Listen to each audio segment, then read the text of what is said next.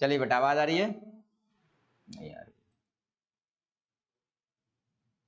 Yes. चलिए, last class में बेटा हम लोग सॉल्यूशंस स्टार्ट किए थे, सॉल्यूशन देख लिए थे। उसमें दो कंपोनेंट होता है, जो बड़ा ज्यादा अमाउंट में प्रेजेंट होता है उसको हम लोग सॉल्वेंट बोलते हैं, जो छोटा अमाउंट में प्रेजेंट होगा, कम अमाउंट में प्रेजेंट होगा, उसको सॉल्यूट बोले थे।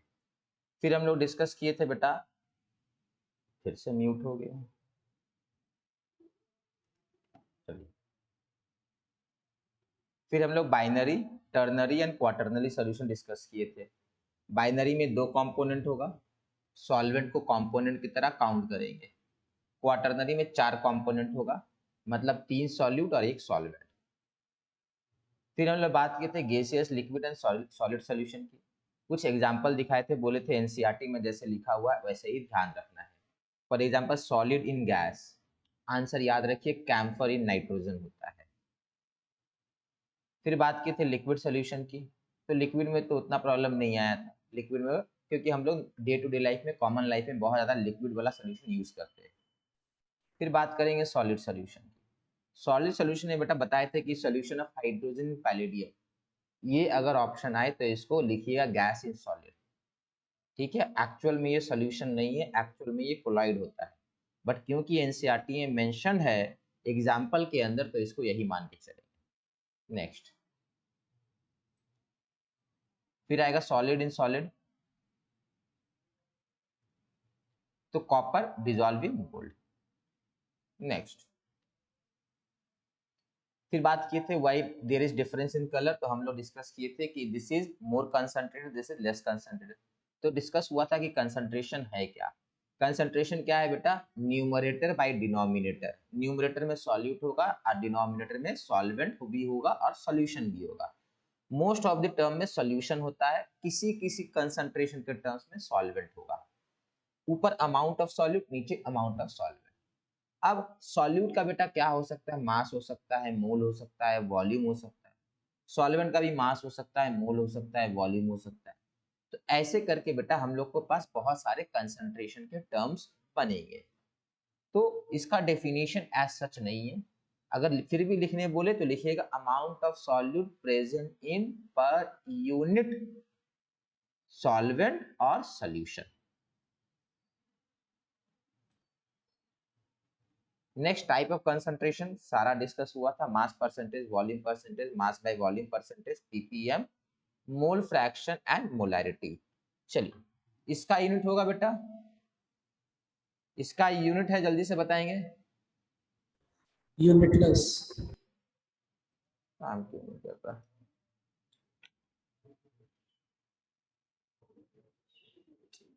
डेली कुछ ना कुछ होता रहता है इसमें।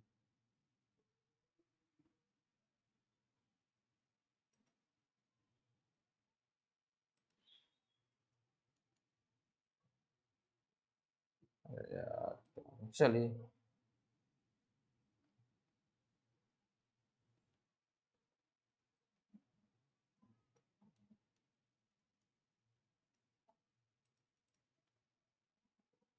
एक मिनट, काम नहीं तो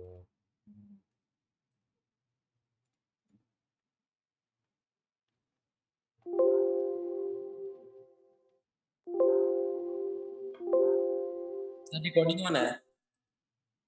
क्या हुआ बेटा? लिख नहीं रहा है आज, इसको क्या हो गया, क्या गड़बड़ कर रहे हैं? कुछ गड़बड़ कर रहे हैं, सोचने दीजिए। तो इसी के रिकॉर्डिंग ऑन है बेटा, उधर दूसरे वाले सिस्टम में ऑन किए।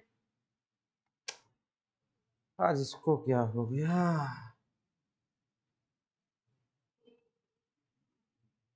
एक मिनट, अब समझ में आया।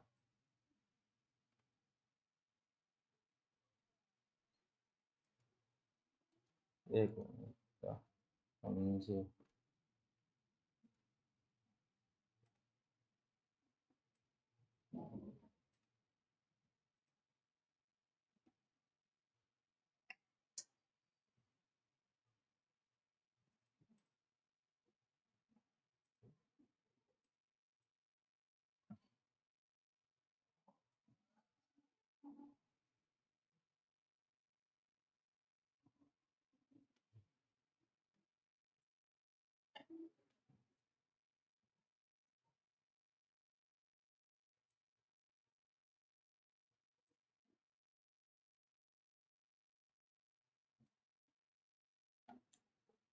हम्म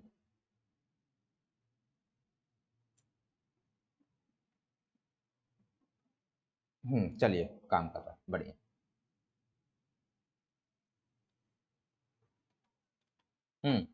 हाँ बेटा, बताएंगे इसका यूनिट कुछ होगा? No unit. No unit. Volume percentage? Unitless. No unit, ठीक है। मास बाय वॉल्यूम? ग्राम पर ml। ग्राम पर 100 ml। ये कोई यूनिट नहीं हुआ, बट ऐसे ही लिखना है। पीपीएम का तो पीपीएम होता है। Mole fraction? No unit. No unit. Molarity? अरे मोलैरिटी। Mole per litre. मोल पर लीटर। मोलैलिटी? मोल पर के। मोल पर केजी। ये सारे यूनिट याद रखने हैं बेटा। चलिए नेक्स्ट। मास परसेंटेज देख लिए थे, डेफिनेशन वगैरह सब कुछ याद है हम लोगों को। ये बोले थे मास परसेंटेज का ये डेफिनेशन याद रखिएगा। क्या रिकॉर्डिंग? रिकॉर्डिंग ऑन है बेटा, थैंक यू याद कराने के लिए। बाय द वे दूसरे वाले सिस्टम में ऑन है। हाँ, it is defined as mass of solid present in 100 gram of solution, volume per mass percentage. ठीक है। नेक्स्ट इज वॉल्यूम परसेंटेज, वही है बेटा, वॉल्यूम ऑफ सॉल्यूट या volume of one component by total component. ठीक है, टोटल वॉल्यूम ऑफ सॉल्यूशन आएगा। इसका भी वही था, मास बाय मोल पर, मास बाय वॉल्यूम परसेंटेज बेटा ये कराए थे बेटा। यहाँ होगा mass in gram divided by volume in क्या बेटा? ml। ml मल्टीप्लाइड बाय 100, ये होता है। फिर बोले थे इसका डेफिनेशन याद रखिएगा। इसका डेफिनेशन क्या था? Moles mass of solute present in 100 gram of 100 ml of solution, mass of solute present in 100 ml of solution. चलिए, फिर पीपीएम हो गया था, पीपीबी भी किए थे, मोल फ्रैक्शन भी हुआ था, मोलैरिटी भी किए थे। मोलैरिटी का डेफिनेशन याद रखना है, यूनिट याद रखना है। मोलैलिटी भी किए थे। मोलैलिटी में इकलौता जगह है बेटा जहां आपको नीचे सॉल्वेंट आया है। इसके बाद इस अदर देन दिस हर जगह हम लोग को सोल्यूशन मिला है। चलिए, ये भी हम लोग फिलअप किए थे, ये भी हो चुका था। ये क्यों क्या था बेटा आंसर? एक मिनट, कुणाल बेटा आप बताएंगे इसका आंसर। कुणाल बेटा जल्दी से बताएंगे। मोलालिटी। मोलैलिटी, हाँ क्यों, why? Question is why? Independent of temperature. हाँ सर, इंडिपेंडेंट टेम्परेचर। ठीक है, सही है बेटा। It is independent of temperature and this is dependent upon temperature, क्योंकि यहाँ नीचे वॉल्यूम है और यहाँ ऊपर मोल है, नीचे मास है। तो यहाँ दोनों इंडिपेंडेंट ऑफ टेम्परेचर है। यहाँ this one is dependent upon temperature. Next, ये क्वेश्चन हो गया था, ये भी क्वेश्चन कर लिए थे, ये क्वेश्चन बाकी था कि हो गया था? हो गया था बेटा ये क्वेश्चन? हाँ सर। Yes sir. हाँ, ये वाला हो गया था। अच्छा ठीक है, हाँ ये वाला क्वेश्चन था। चलिए देखिए, ये क्वेश्चन यहाँ से मतलब आज हम लोग फ्रेश स्टार्ट कर रहे हैं। यहाँ इसके पहले जितना भी था लास्ट क्लास में हो रखा था, ध्यान से समझेंगे बात को बेटा। ये एक मेथड है जिसका नाम है सुडोकू मेथड। ठीक है, ये आपको बुक्स वगैरह में बहुत रेयर मिलेगा। ठीक है, ये बहुत रेयर है सुडोकू मेथड। करना क्या होता है, आपको ऐसे करके कॉलम बनाना है और टेबल बनाना है। यहाँ पर बेटा आप क्या लिखोगे, यहाँ पर आप मास ऑफ सॉल्यूट लिखोगे, मास ऑफ सॉल्यूट। यहाँ क्या लिखोगे, मोल ऑफ सॉल्यूट, ये मोल और यहाँ सॉल्यूट, यहाँ वॉल्यूम ऑफ सॉल्यूट, यहाँ सॉल्वेंट का मास, सॉल्वेंट का मोल, सॉल्वेंट का वॉल्यूम, सॉल्यूशन का मास, सॉल्यूशन का मोल, सॉल्यूशन का वॉल्यूम।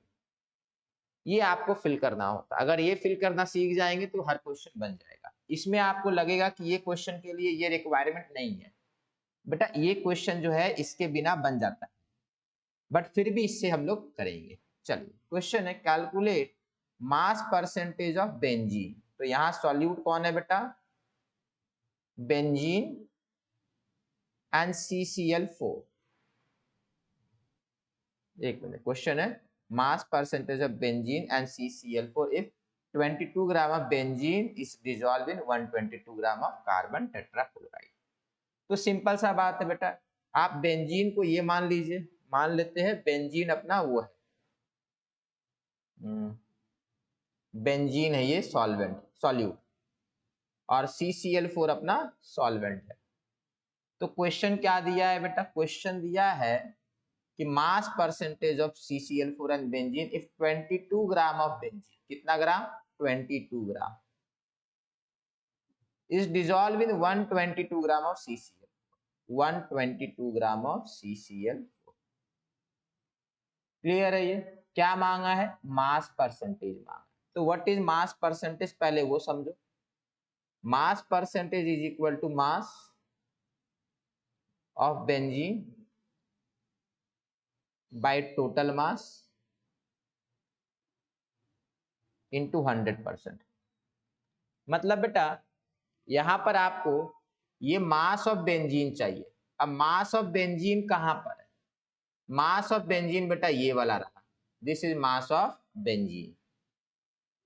फिर टोटल मास चाहिए आपको, टोटल मास कहाँ है बेटा, टोटल मास यहां पर होना चाहिए था, बट अभी आपको टोटल मास नहीं मालूम।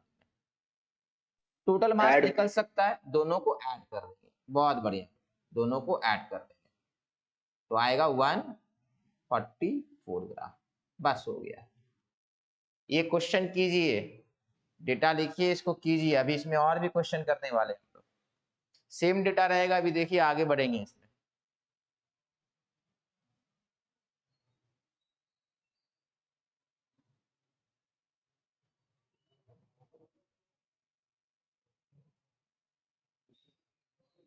सर 15.3% होगा।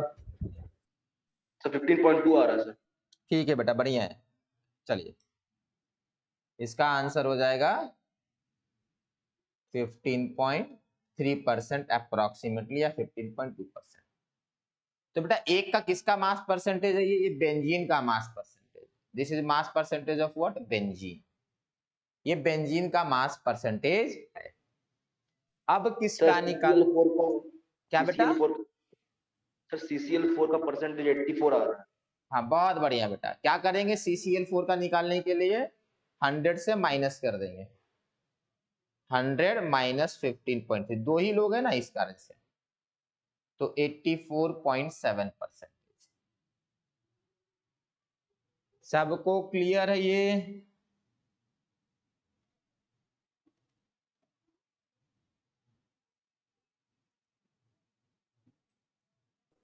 सर स्कूल एग्जाम में भी इसी मेथड से करेंगे? हाँ बेटा स्कूल एग्जाम में भी ऐसे करना है, थोड़ा बहुत लिख दीजिएगा कैलकुलेट करके।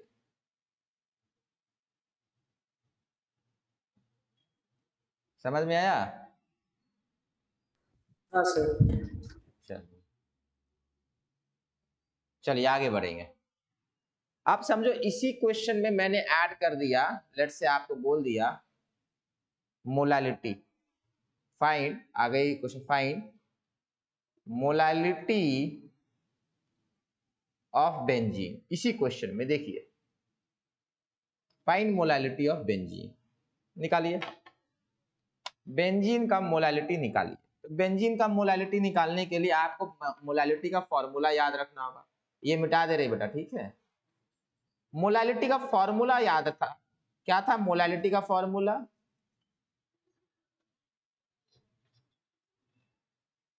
चलिए मोलालिटी का फॉर्मूला याद है बेटा, molality is equal to mass of solute by mass of solvent. Mass of solute, नहीं sir, moles of solute. Moles of solute. Moles of solute by क्या बेटा, मास ऑफ सॉल्वेंट की किलोग्राम। बहुत बढ़िया, mass of solvent in KG. तो देखो मास of solvent चाहिए, मास of solvent तो है यहाँ पर, this is mass of solvent, तो ये तो अपने पास है। ऊपर क्या है, मोल ऑफ सॉल्यूट, ये वाला टर्म होता है, ये वाला नहीं है अपने पास, तो ये निकालना पड़ेगा। कैसे निकालेंगे, बड़ा सिंपल सा है, मास मालूम है 22 से डिवाइड करेंगे किसको बेटा, मोलर मास को, तो 22 by molecular weight of benzene आ जाएगा आपका। देखिए इससे क्या हो रहा ना बेटा, ये जब लिखते हैं फॉर्मूला उसके बाद यहाँ आप जब देखते हो तो काम आसान हो जाता है, इजियर लगता है चीजें, ठीक है। इससे अगर आप ये सही से सीख गए तो कंसंट्रेशन का कोई भी क्वेश्चन कभी भी पूरे लाइफ में आपसे नहीं फंसेगा, आसानी से बनेगा, कितना भी डिफिकल्ट क्यों ना हो। चलिए 2.3 मोल्स आ रहा है सर, बनाएंगे। हाँ बेटा कितना आ रहा है? 0.3 मोल्स 0.3। 3। अच्छा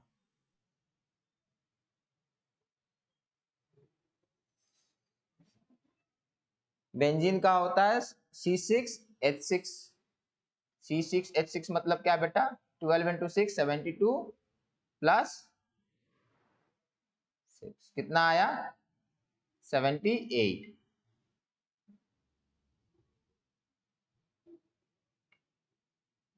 78 78 तो ये कितना आ जाएगा बेटा 0.28। 0.28 सर फाइनल आंसर 2.31 आ रहा है। चले 0.28 आ गया बेटा। अब 0.28 को यहाँ प्लेस कर दीजिए, 0.28 मोल। बट ध्यान दे 0.3 ले सकते सर। ये हाँ बेटा ठीक है लिख सकते हैं, ये 122 ग्राम है बेटा, इसको केजी में बदलना होगा। तो व्हाट इज दिस बेटा, दिस इज 122 बाय 1000 केजी, तो ये आपका 122 आ जाएगा और यहाँ 1000 से मल्टीप्लाई कर देंगे, सो 280 बाय 122 आएगा, 280 सर बाय 2.31 आ रहा है। 122। हाँ कितना आ रहा है बेटा सर 2.31। 2.31 मोल पर केजी, 2.31 मोल पर केजी। किसी को डाउट इसमें? ये जरूरी क्वेश्चन है बेटा।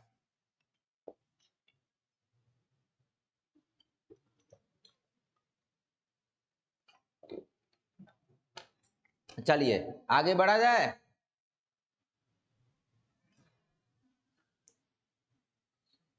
यस श्रद्धा बेटा आगे बढ़ा जाए। Yes sir. चलिए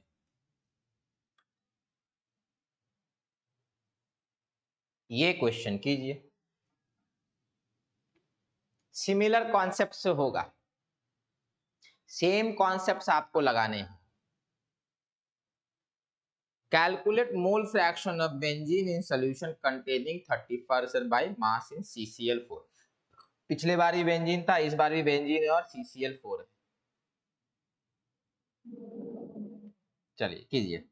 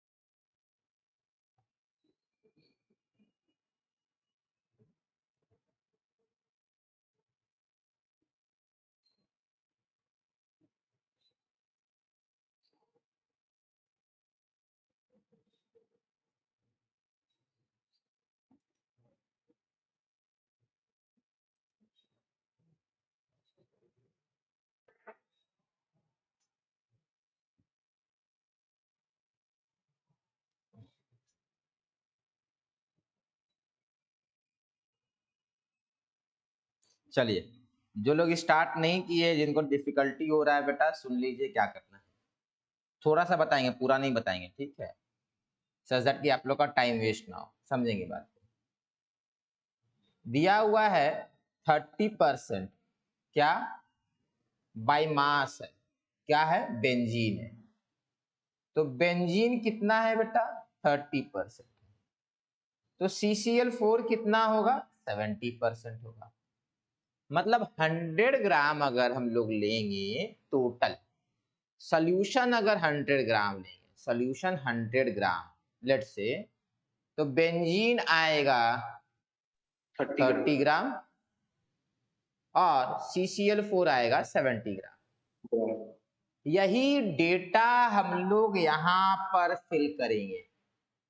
सॉल्यूशन 100 ग्राम, आप बोलेंगे सर 200 ग्राम, हाँ ले सकते थे, आंसर सेम आता।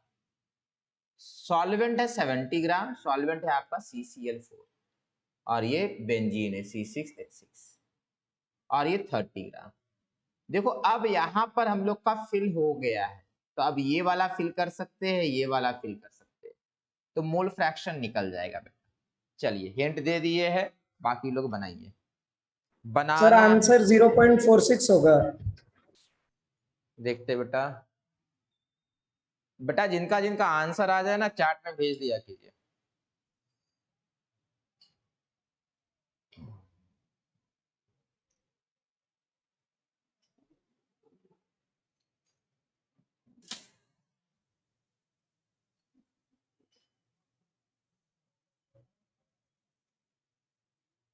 और किसी का आंसर?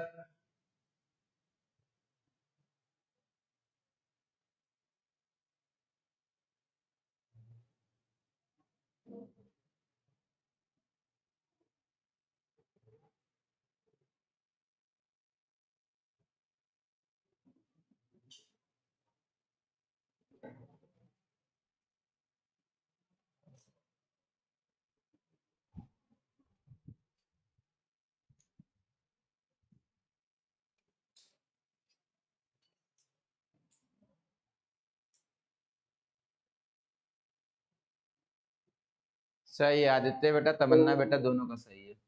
सर आइए 0.45 होगा सर। बहुत बढ़िया बेटा, आपका भी सही है, बहुत सुंदर, बहुत सुंदर बेटा, सबका अच्छा है। चलिए अब आप लोग को समझ में आ रहा है, तो यहाँ का मोल निकालना है बेटा। मोल निकालने के लिए हम लोग 30/78 करेंगे।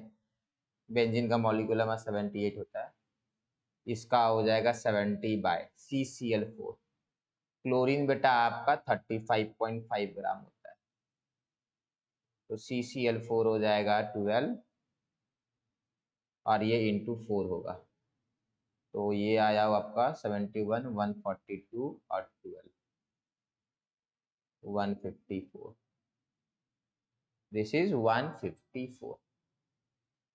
अब ये मोल है, ये मोल है, तो इसको कैलकुलेट करना है 30/78।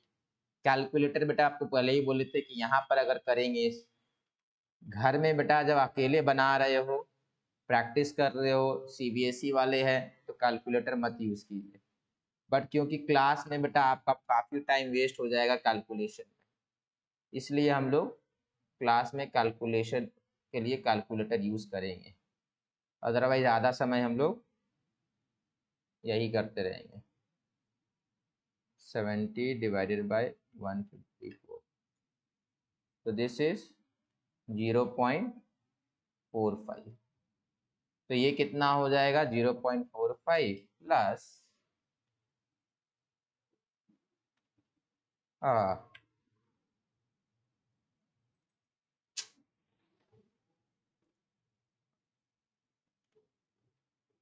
देखिए गड़बड़ हो गया,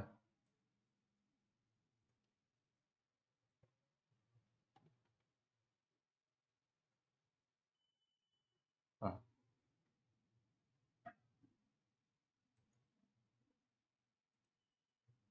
0.45 प्लस 0.38 0.83 0.83। अब बेटा मोल फ्रैक्शन निकालना है, तो मोल फ्रैक्शन कैसे निकालेंगे? मोल fraction of benzene mole fraction of benzene is equal to moles of benzene, इधर है ना, कहाँ लिखे, जगह कम पड़ जाता है। हाँ, mole fraction of benzene is equal to moles of benzene by moles of benzene plus moles of CCl4। This is equal to 0.38 divided by 0.83। इसको डिवाइड करेंगे बेटा तो आना चाहिए अप्रोक्सीमेटली 0.4, कितना बेटा, 3 के पास आ रहा सबका बेटा, अच्छा नहीं 0.46 के आसपास आ रहा है, 0.46 के बेटा आसपास बाकी लोगों का आ रहा है। होपफुली बेटा सबका आ गया, यही कैलकुलेशन की है ना बेटा, 0.38 डिवाइडेड बाय 0.83। Yes sir. हाँ सही है बेटा, 0.45। चलिए ये क्वेश्चन बेटा ऐसे ही बनना है, ठीक है। अब देखो नेक्स्ट क्वेश्चन बेटा, आगे बढ़ते हैं। सुजल बेटा आगे बढ़े, हाँ सर। बन गया था आपका सुजल, हाँ सर। आंसर नहीं भेजे थे मगर, भेजिए बेटा, बन गया। चलिए ये वाला क्वेश्चन बाद में करेंगे, ये भी क्वेश्चन बाद में करेंगे, पहले ये वाला क्वेश्चन कीजिए। देखते बेटा कितने लोग बना पाते हैं, इसमें हिंट नहीं देंगे, ये बाहुबली क्वेश्चन है, जो बनाया वो बाहुबली।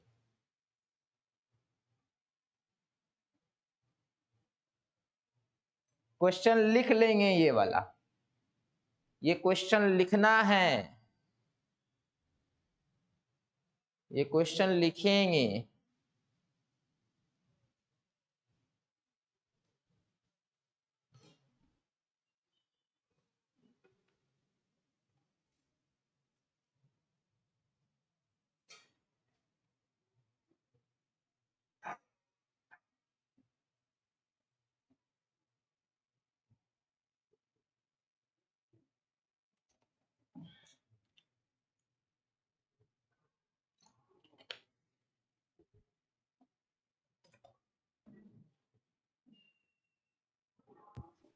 सर आयोडीन का मास 127,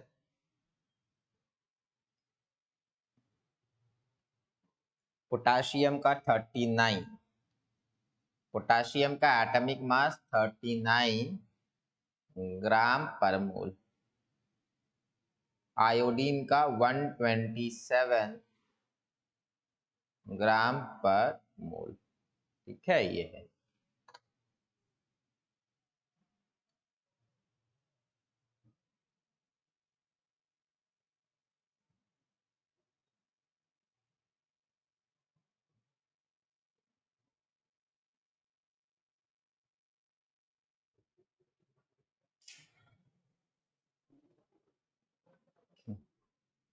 कराया हुआ क्वेश्चन था, लास्ट ईयर ऐसे वाले एग्जाम्पल कराए थे, बट ठीक है लास्ट ईयर मोल कॉन्सेप्ट जो हुआ था ऑनलाइन हुआ था, और वो स्टार्टिंग में एकदम हुआ था, उस समय ऑनलाइन उतना अच्छे से क्लासेस नहीं हो पा रहा था,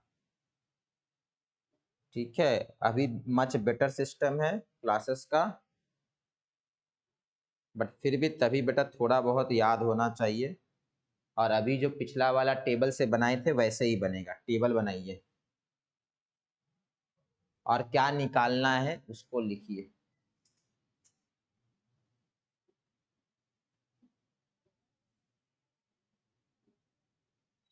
बहुत बढ़िया अनुजीत बेटा, आपने ऑप्शन ए का आंसर दिया, बहुत सुंदर। चलिए पहली बार कोई आंसर दिए होंगे आप।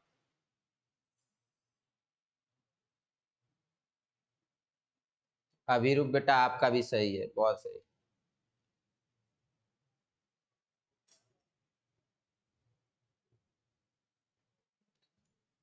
तीन पार्ट है, जो सबसे डिफिकल्ट पार्ट है वो है पार्ट बी, जो सबसे डिफिकल्ट पार्ट है वो है पार्ट बी।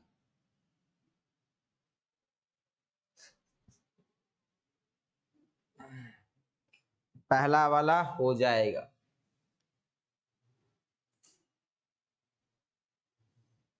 पार्ट ए सबका बनना चाहिए, पार्ट ए जस्ट अभी अभी किए थे।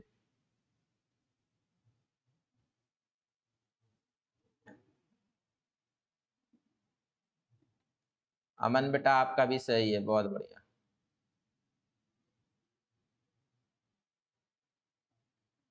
ये दोनों पहली बार आंसर दिए हो बेटा, अमन एंड अनुजीत के लिए।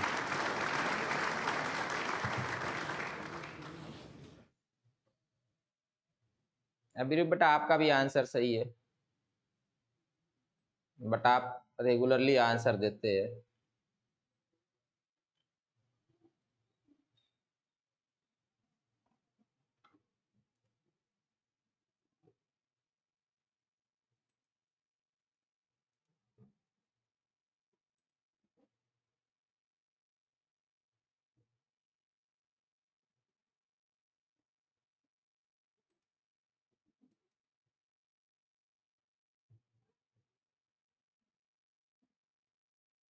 आपको ये टेबल बनाना है, ये टेबल बनाएंगे तब कुछ होगा, टेबल नहीं बनाएंगे कुछ नहीं होगा।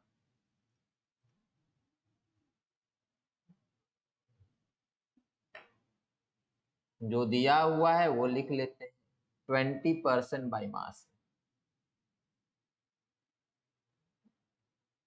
तो let us assume solution is 100 ग्राम,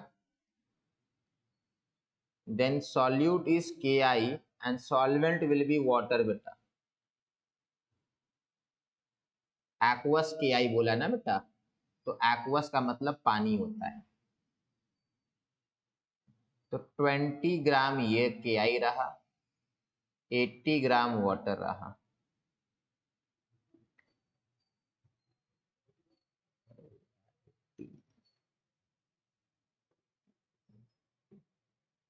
अनुजित बेटा आपका वो सही नहीं है। आप बेटा किसका आंसर दिए, मोलारिटी दिए ना? नहीं बेटा वो सही नहीं है। अभिरूप बेटा आपका सही हो सकता है। सबसे पहले पार्ट बी का आंसर अभिरूप ने दिया है।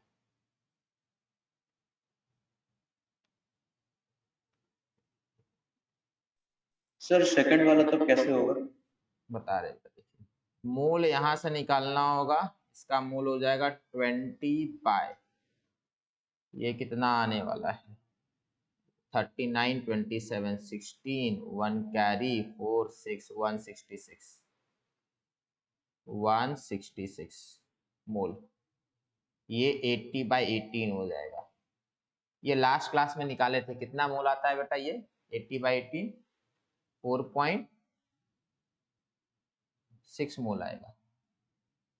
4.4 आएगा ना? हाँ 4.4 आएगा। ठीक है, ये कितना आ गया 20 बाई 166? 0.12।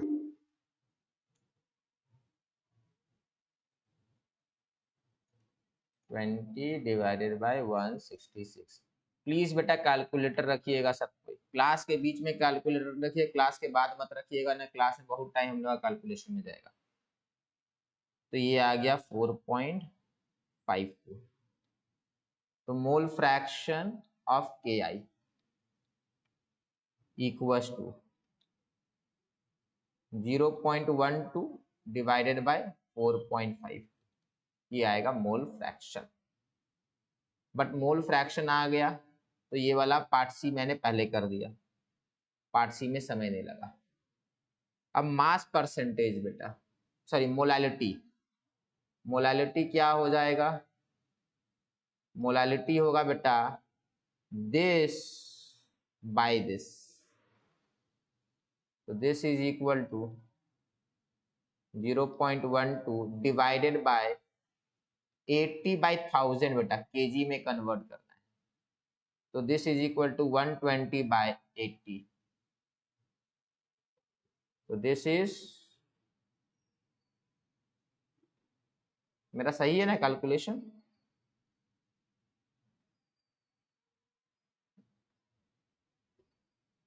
मेरा तो 1.5 आ रहा बेटा एग्जैक्ट कैसे?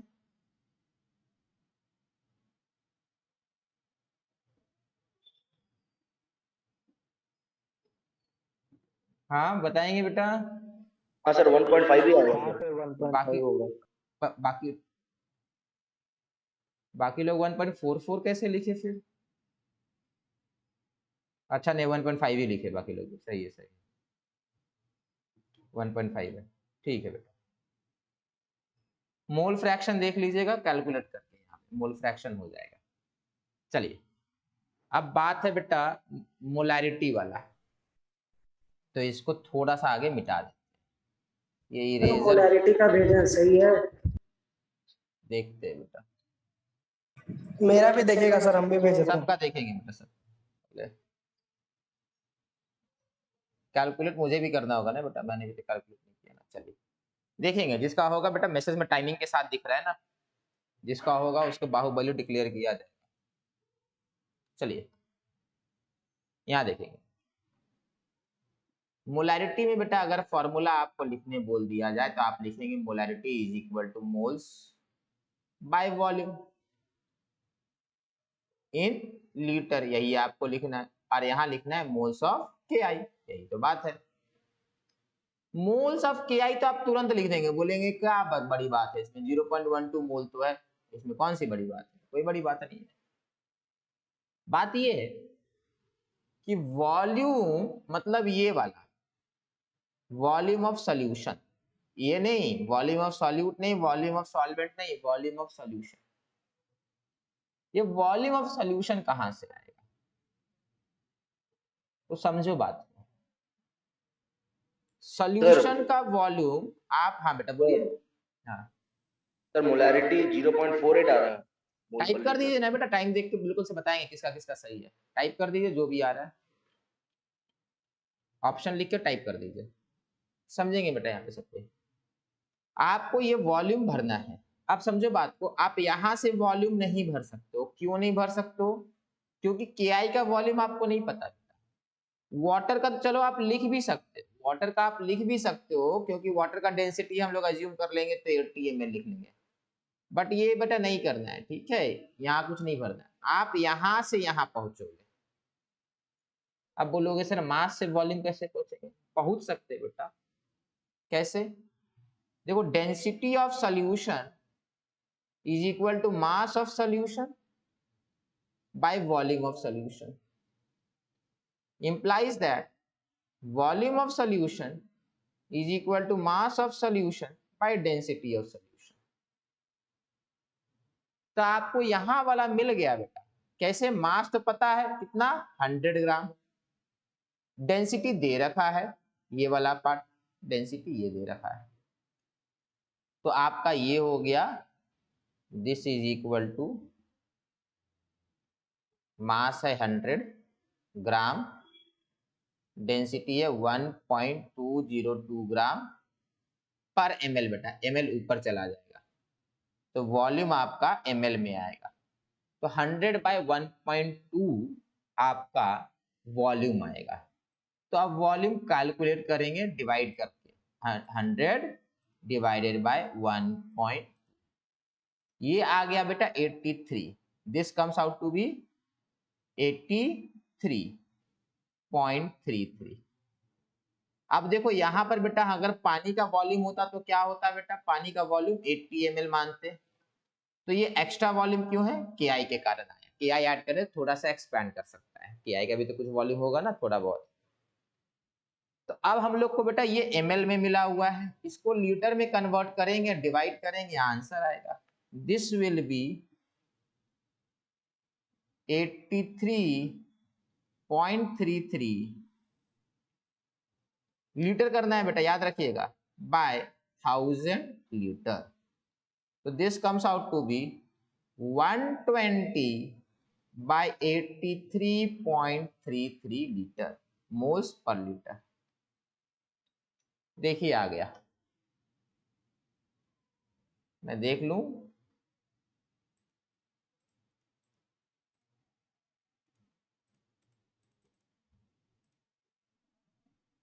चलिए लग तो रहा बहुत लोग का सही है बेटा,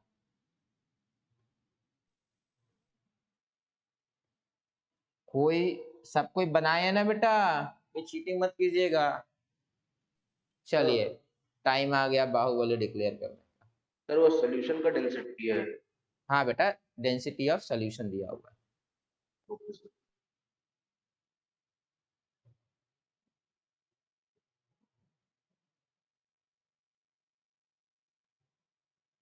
अभिरूप बेटा आपका सबसे पहले आंसर आया 1.44।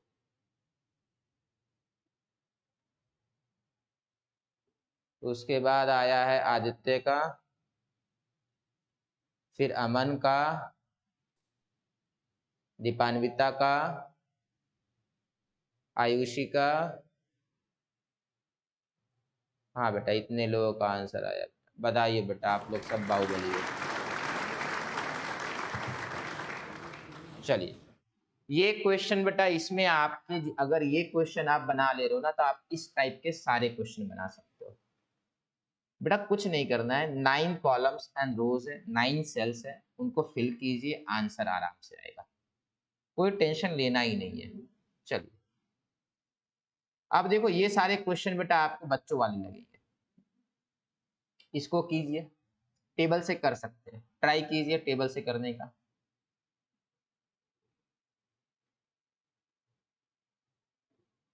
टेबल से बनाइए, टेबल जितना प्रैक्टिस होगा उतना अच्छा।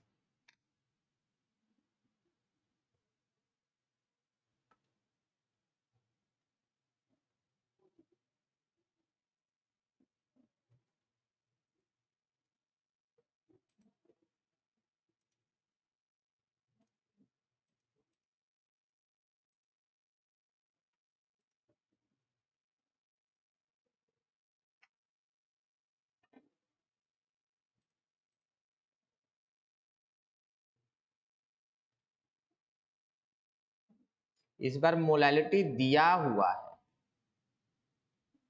मोलालिटी, ये मोलल है मतलब मोलालिटी है 0.25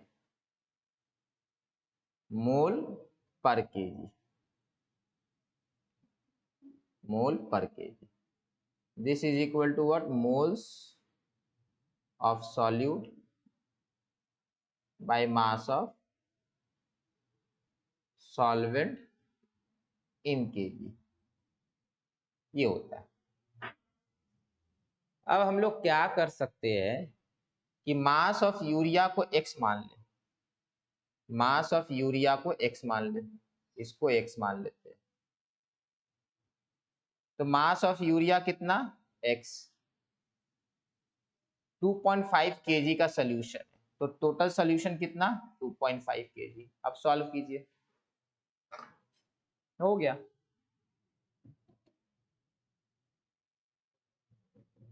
x निकल जाएगा, बिल्कुल निकलेगा, ट्राई कीजिए।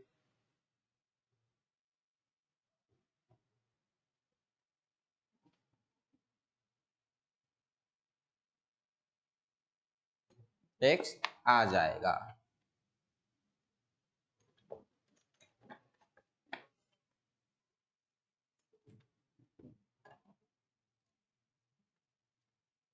आदित्य प्रसाद बेटा बन रहा आपका? Yes sir.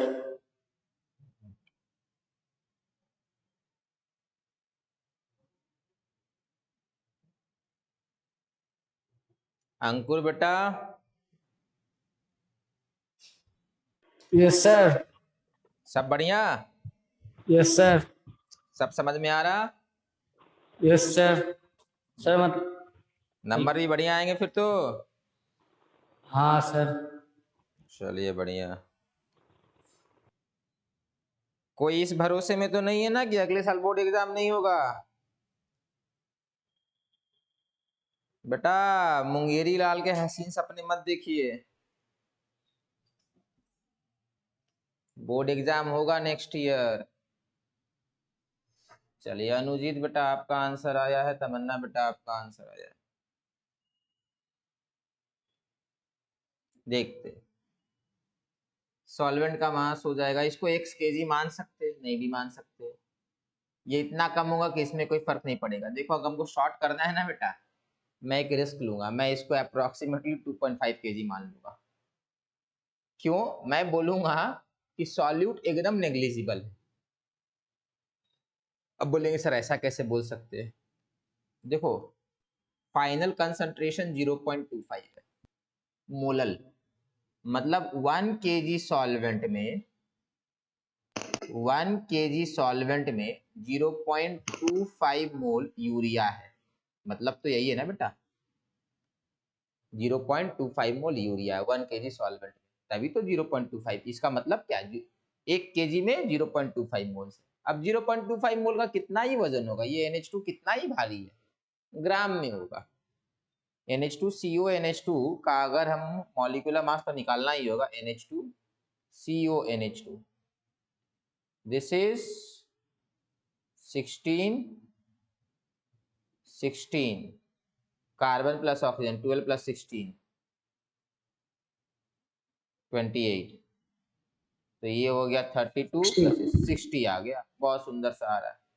तो 60 ग्राम इंटू 0.25, देखिए 15 ग्राम है बेटा, नहीं देखिए 15 ग्राम है, क्योंकि NH2CO NH2 जो है ना बेटा, NH2CO जो NH2 है इसका मॉलिक्यूलर मास 60 ग्राम है, तो 0.25 मोल कितना हो गया, 15 ग्राम हो गया। तो ये 1 kg है 15 ग्राम है, तो क्या ही फर्क पड़ जाएगा कैलकुलेशन में हमारा, 15 ग्राम है, एक में 15 ग्राम में क्या ही फर्क पड़ेगा, कोई फर्क नहीं पड़ेगा। तो अप्रॉक्स 2.5 ले सकते हैं। अब बोलेंगे नहीं सर रिस्क नहीं लेना है, तो ठीक है, कोई बात नहीं, कोई बात नहीं है, आप ये लिखिए 2.5। ये देखो आप अगर x ग्राम मानोगे तो इसको आप लिखोगे 2500 ग्राम माइनस x ग्राम, ये लिखोगे, अदरवाइज आपका केजी हो जाएगा। अगर 2.5 माइनस एक्स लिखेंगे ना बेटा, तो x को केजी में मानना होगा, समझे, क्योंकि आप केजी से अगर आप यहाँ 2.5 माइनस एक्स लिख देते हैं, 2.5 माइनस एक्स लिख देते हैं, तो बेसिकली आप केजी से ग्राम माइनस कर रहे हैं, ये नहीं होता है, केजी से ग्राम माइनस नहीं होगा, ठीक है। तो हम लोग वापस से उसी पे आते हैं, हम लोग 2500 ग्राम माइनस एक्स ग्राम लिखेंगे, ठीक है, ये करेंगे। तो ये सॉल्वेंट हो गया, ये आपका एग्जैक्ट होगा, पर मैं तो बता रखा हूं मैं अप्रोक्सीमेशन लूंगा। ये मोल हो जाएगा x/60 mole, and this is approximately, बेटा फिर से बोल रहे अप्रोक्सीमेशन है 2.5 kg। Now what is the formula for molality? Molality is equal to x/60 divided by 2.5 implies that x/60 into 2.5, this is equal to 0.25। Solve कीजिए, answer आ जाएगा। Molality दिया है ना बेटा 0.25, वही प्लेस कर दिए। किसी को प्रॉब्लम तो नहीं है ना बेटा, बड़ा ऊपर नीचे लिखना पड़ता है इसमें,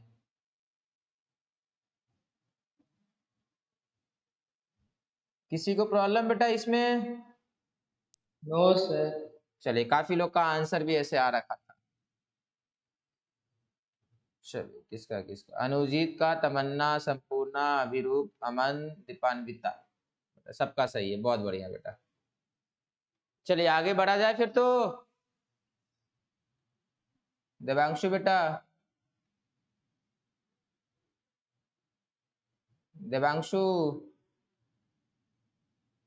सो रहे? देवांशु देखिए पकड़ाया एक, ये सो रहा था। सप्तऋषि बेटा, यस सर। चलिए आगे बढ़ते, सप्तऋषि ने कहा है आगे बढ़ेंगे। चलिए नेक्स्ट टॉपिक है बेटा सॉल्युबिलिटी। कंसंट्रेशन वाला टर्म्स हो गया है, अब सॉल्युबिलिटी वाला टर्म करेंगे। सर उसका का फाइनल आंसर क्या होगा? फाइनल आंसर 37.5 आया था, आया आपका? हाँ सर। 37 ग्राम के आसपास आना चाहिए। चलिए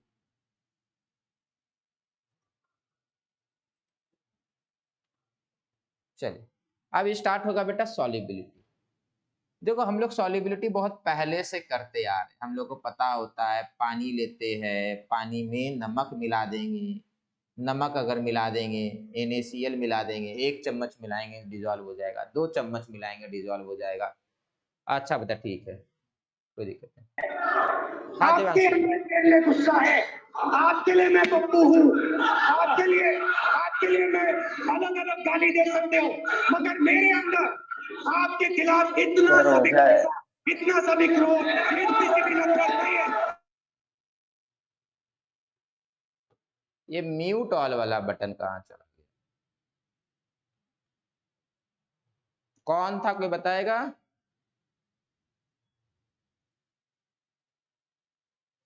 किसी ने नोट किया था बेटा कौन था? हाँ बेटा किसी ने नोट किया था कौन था? Yes sir. कौन था बेटा? सर सायंतन का नाम से और ओझा का प्रोफाइल पिक्चर से कोई आया था। सायंतन दास। सर स्क्रीन नाम उसका था और डीपी ओझा का था। बेटा ऐसा कैसे हो सकता है? सर हमको पासवर्ड भी बदल दिए। सर स्क्रीन रिकॉर्डिंग भेजे आपको? नहीं सर screen हम भी बदल दिए सर। नहीं स्क्रीन रिकॉर्डिंग तो आप भेज दीजिएगा, मेरा उसमें भेज दीजिएगा पर्सनल में। मुझे ये बताइए सायंतन बेटा, आपका अगर आपने पासवर्ड हम भी वगैरह चेंज कर दिए सर। क्या बेटा? सर हम पासवर्ड हम भी बदल दिए सर। सर होशियारी करने गया, नाम बदल लिया, लेकिन अपना प्रोफाइल पिक्चर बदलना भूल गया। अरे वो सब ठीक है, पासवर्ड क्यों नहीं चेंज किए सायंतन बेटा आप? कर दिए सर। कर दिए तो वो कैसे आ सकता कोई आपके नाम से? सर हम कल ही चेंज किए थे सर। तो आपने उसको बताया है मतलब? नहीं सर। तो आप मुझे ये समझाइए बेटा, आपका ईमेल आईडी है, आपका पासवर्ड है, तो कैसे आ सकता वो? सर जो सायंतन है ना उसका सर फर्स्ट लेटर स्मॉल में और जो आया था उसका कैपिटल लेटर में था। अरे वो सब मैं समझ गया बेटा। सर नाम तो ऐसे भी बदल सकते हैं, उसमें से अरे क्या तो है? अब तो माई स्कूल का ईमेल आईडी है ना बेटा। नहीं सर, तभी नाम बदला जा सकता सर है। नाम बदला जा सकता अरे है। नाम बदला जा सकता है बट वो आया कैसे? चलिए ठीक है, वो तो मेरे मेल आईडी में आ जाएगा किसके ईमेल आईडी से वो आया था। आप लोग सबको अपना पासवर्ड चेंज कर लीजिएगा बेटा, तो ये प्रॉब्लम नहीं आएगा बेटा। आप लोग सबको अपना पासवर्ड चेंज नहीं किए हैं। सर हम तो फर्स्ट डे पासवर्ड चेंज कर दिए थे। अदरवाइज हो ही नहीं सकता है, कैसे आ जाएगा? एक मिनट में गौतम दा से पूछ लो, इनेबल किया हुआ है फीचर की अभी तक डिसेबल करके रखा हूँ? गौतम दा इनेबल किए थे इसमें?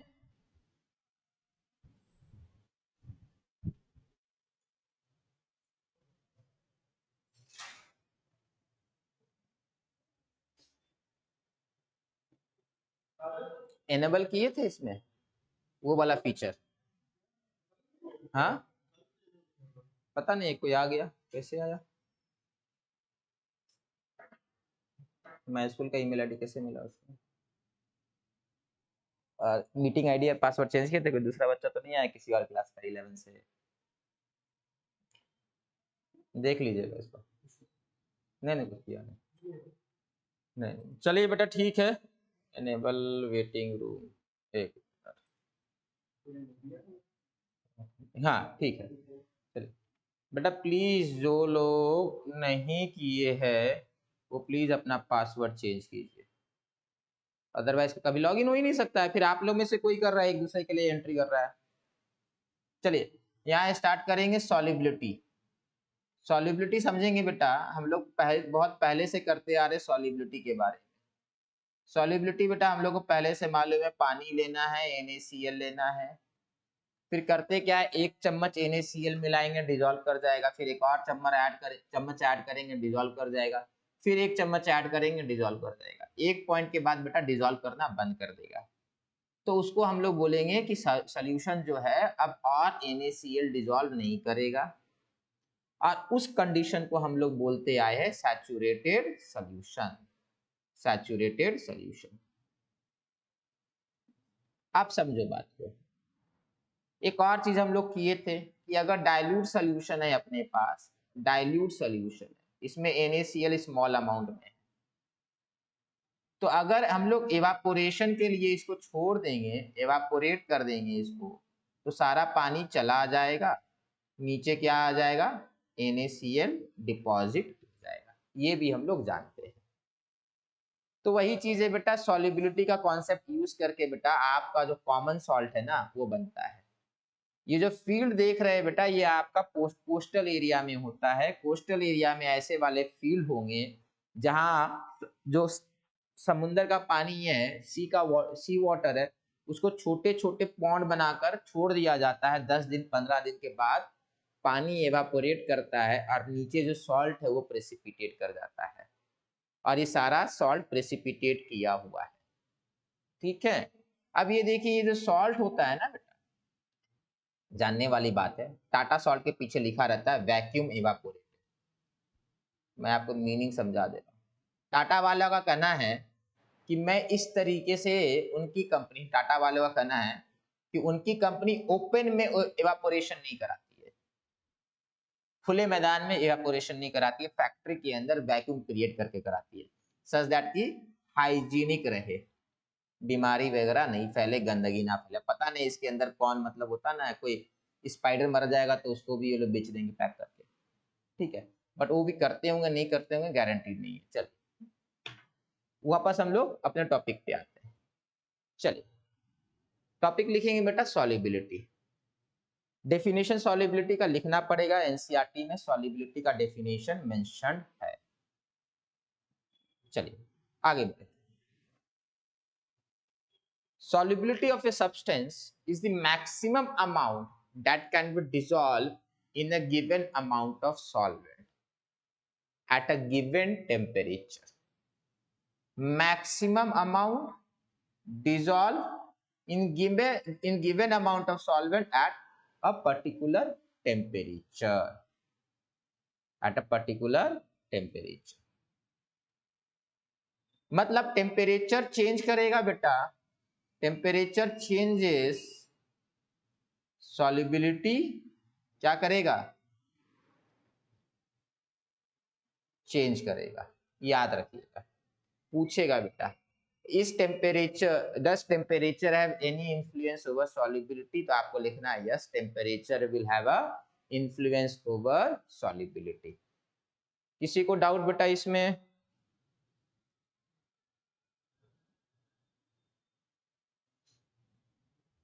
ऋतिक बेटा कोई डाउट?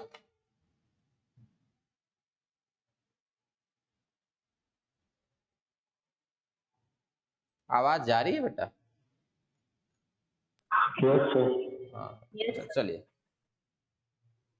चलिए ये लिख लीजिए बेटा सॉल्युबिलिटी, उसके बाद ये लिख लीजिए आप, दो चीज लिख लीजिए।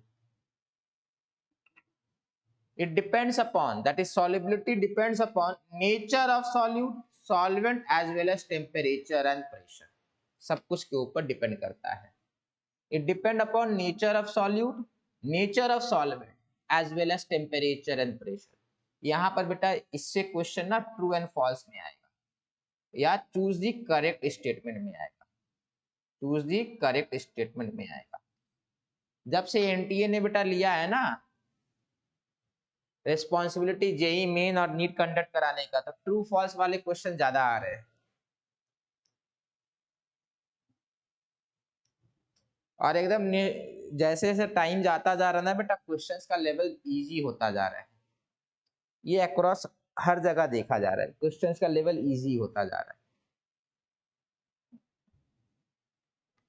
पहले इतने इजी क्वेश्चन नहीं आते थे, पहले बोर्ड में भी इतने आसान क्वेश्चन कहाँ आया करते थे, अब तो बोर्ड में एमसीक्यू वगैरह आ रहा है।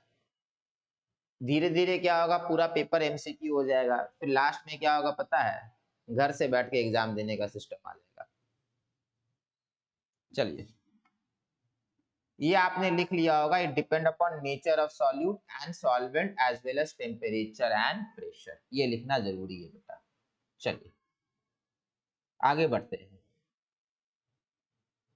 अब है solubility of solid in a liquid.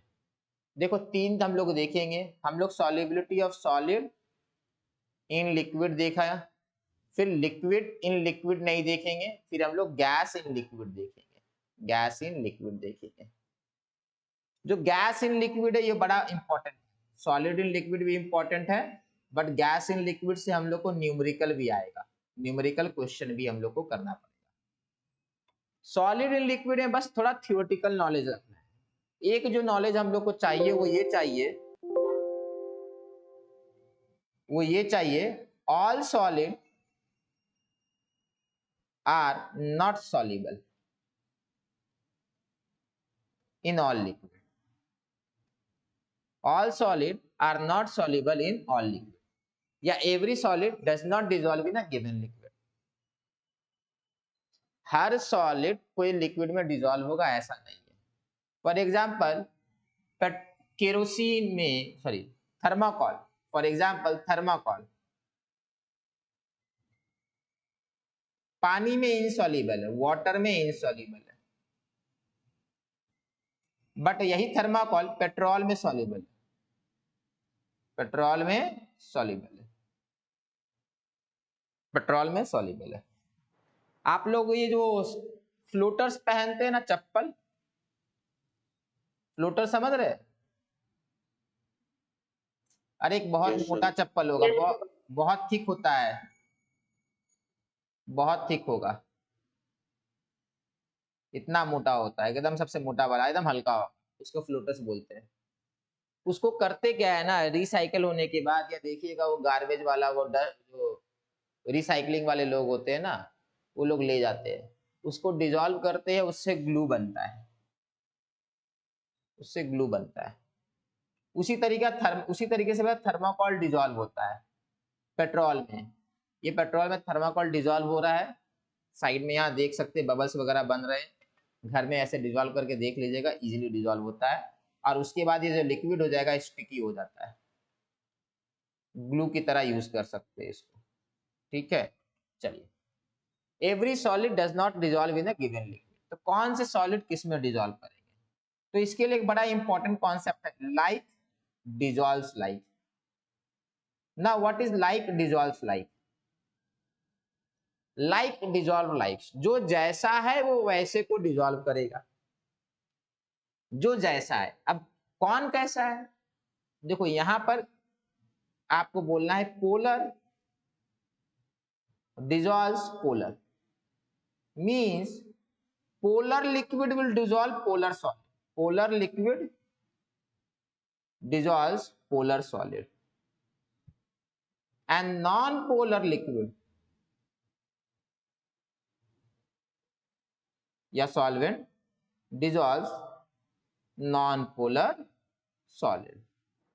Petrol क्या है? नॉन पोलर है। थर्माकोल क्या है? नॉन पोलर है। पोलर नॉन पोलर बेटा क्लियर होना चाहिए, पहले ही डिस्कस कर रखे HCl केमिकल बॉन्डिंग में, ये डेल्टा माइनस होता है, ये डेल्टा प्लस होता है, तो ये पोलर है आपका। वाटर कौन है बेटा? पोलर है। वाटर कौन है बेटा? पोलर है, delta minus, delta plus and delta plus. Water is again polar liquid. Petrol, diesel, kerosene ये लोग क्या है? नॉन पोलर है। तो polar solvent will dissolve polar solute, non polar solvent will dissolve non polar solute. Polar solvent polar solute को dissolve करेगा, non polar को dissolve करेगा। इतना लंबा यही लिखा हुआ है, ये चीज जो है ना वही लिखा हुआ है कि polar dissolve polar and non polar dissolve non polar. Next, the solubility of solid is significantly affected by temperature change. The solubility of solid in liquid is significantly affected by temperature change. अच्छे से लिखिए, पूछेगा true and false में, अपना दिमाग लगा के solve करने जाएंगे तो गलत हो जाएगा। मोस्ट ऑफ बच्चों को लगता होगा टेम्परेचर बढ़ाने से सॉल्युबिलिटी क्या होगा बेटा सॉलिड का?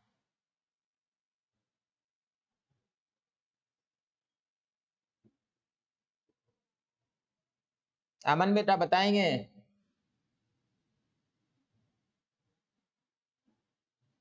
सर रिपीट करिएगा। अगर टेम्परेचर इंक्रीज कर देंगे तो solubility of common salt in water will increase or decrease? क्या बेटा? increase, इंक्रीज या डिक्रीज? increase, increase. चलिए देखते हैं।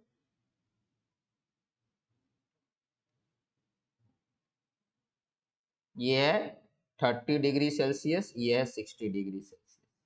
विच has the capacity to dissolve more amount of NaCl। तो ध्यान से समझिएगा, ये जो सॉल्युबिलिटी है बेटा, ये इस बात पे डिपेंड करता है कि आपका सॉल्यूशन एक्सोथर्मिक है या एंडोथर्मिक है। समझो बात को। अगर NaCl डिजॉल्व होने से पानी गर्म हो जाता है, अब बोलेंगे सर NaCl डिजॉल्व होने से पानी को तो कुछ नहीं होता है। अरे NaCl फिर मिटा देते। चलिए मैं सॉल्यूट X ले लेता हूं, ठीक है, सॉल्यूट X, और यहां भी X। अगर NaCl को डिजॉल्व, अगर X को डिजॉल्व करने से पानी का टेम्परेचर बढ़ गया, गर्म हो गया, तो ये जो डिजॉल्विंग का प्रोसेस है that will be called endothermic और एक्सोथर्मिक। बेटा एक्सोथर्मिक। समझे बात को? आपने 1 चम्मच X मिलाया, फिर टच करके देखा पानी गर्म हो गया, तो वो जो सॉल्यूशन है उसको बोलेंगे एक्सोथर्मिक या एक्सोथर्मिक डिसॉल्यूशन, मतलब डिसॉल्विंग। डिसॉल्व करने के बाद अगर गर्म हो जाता है तो बोलेंगे डिसॉल्यूशन इज एक्सोथर्मिक, और अगर ठंडा हो जाएगा तो बोलेंगे एंडोथर्मिक। ठंडा हो गया तो बोलेंगे एंडोथर्मिक डिसॉल्यूशन। अब देखो, दोनों में बिहेवियर अलग होगा। एक्सोथर्मिक में टेम्परेचर के साथ जो बिहेवियर होगा, एंडोथर्मिक में उसका उल्टा होगा। बड़ा कॉमन सेंस से भी हम लोग कह सकते हैं कि दोनों में सेम नहीं आएगा। यहां पर आपको ली चैटलियर्स प्रिंसिपल लगाना है। बहुत कम को याद होगा चैप्टर कौन सा था, क्या चैप्टर था बेटा ये? इक्विलिब्रियम। इक्विलिब्रियम। बहुत बढ़िया। इक्विलिब्रियम का कॉन्सेप्ट याद कीजिए। सोचिए एंडोथर्मिक वाला रिएक्शन कहाँ फेवरेबल था? Endothermic reactions were favoured at higher temperature और लोअर टेम्परेचर। एंडोथर्मिक reactions are favored at higher temperature or lower temperature। बेटा ये ली चार्टलियर प्रिंसिपल से दिखाए थे। एंडोथर्मिक आर फेवर्ड एट, बेटा एंडोथर्मिक को हीट चाहिए, मतलब रिएक्शन हीट मांग रहा है, तो रिएक्शन हीट मांगेगा तो रिएक्शन क्या चाहेगा, कहां पे होना, लोअर पे या हायर पे? बहुत बढ़िया, एट हायर टेम्परेचर। इसका मतलब ये है इफ डिसॉल्यूशन मतलब डिसॉल्विंग का process, if dissolution is endothermic then solubility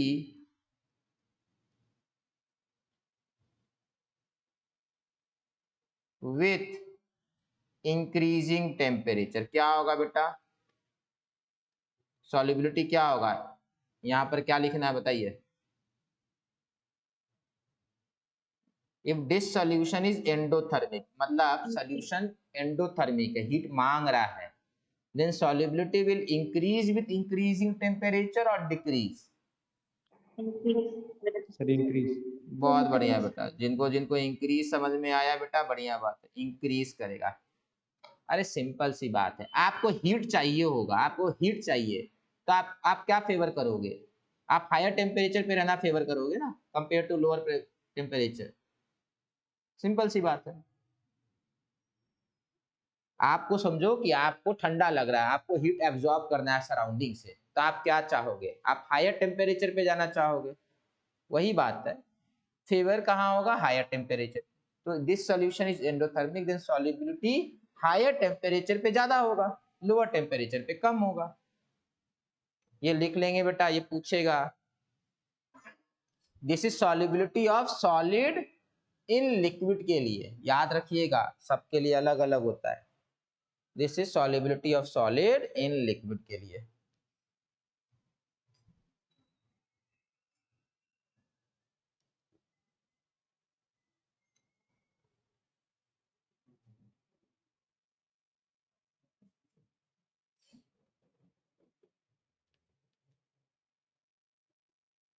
चलिए आगे बढ़े।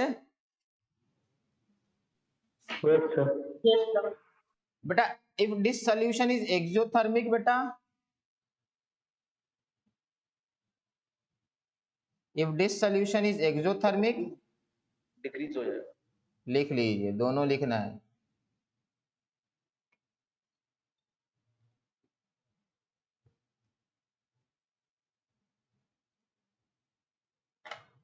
ये भी लिखना है। If this solution is exothermic, then solubility decreases with increasing temperature.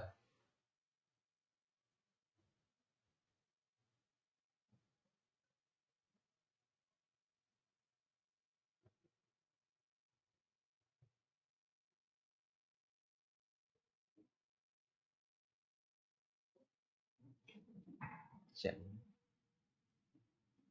आगे बढ़ा जाए बेटा।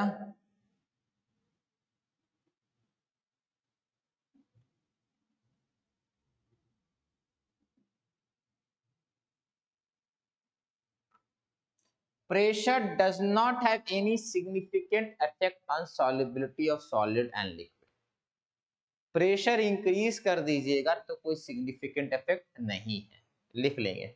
वहां डाउट रह जाएगा, प्रेशर इफेक्ट करता है नहीं करता है, पढ़े नहीं है, याद ही नहीं आ रहा है। बहुत लोग सोचेंगे ना, अरे इफेक्ट तो करता नहीं है, जब इफेक्ट नहीं करेगा तो पूछेगा भी नहीं। पूछ भी सकता है बेटा कि प्रेशर कैसे इफेक्ट करता है, या प्रेशर इफेक्ट करता है या नहीं करता है।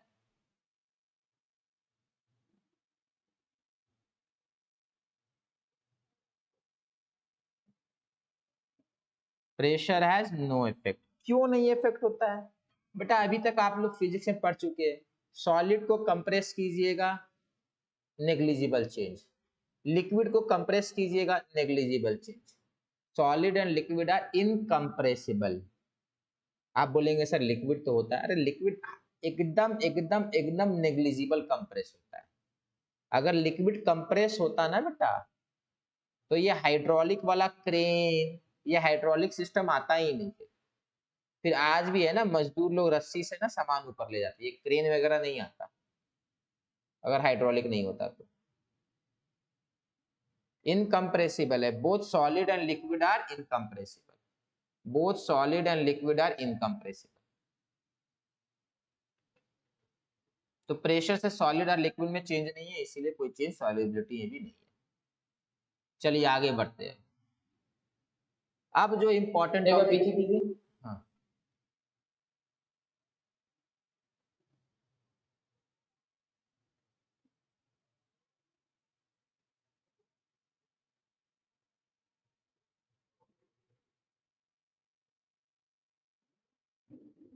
हुआ नहीं बेटा? हो गया सर। चलिए next. Next is solubility of gas in liquid. ये इंपॉर्टेंट है, ये अरे पीछे वाला भी इंपॉर्टेंट है, ये ज्यादा इंपॉर्टेंट है, ये इंपॉर्टेंट है, बड़ा इंपॉर्टेंट। कैसे इंपॉर्टेंट है समझिएगा।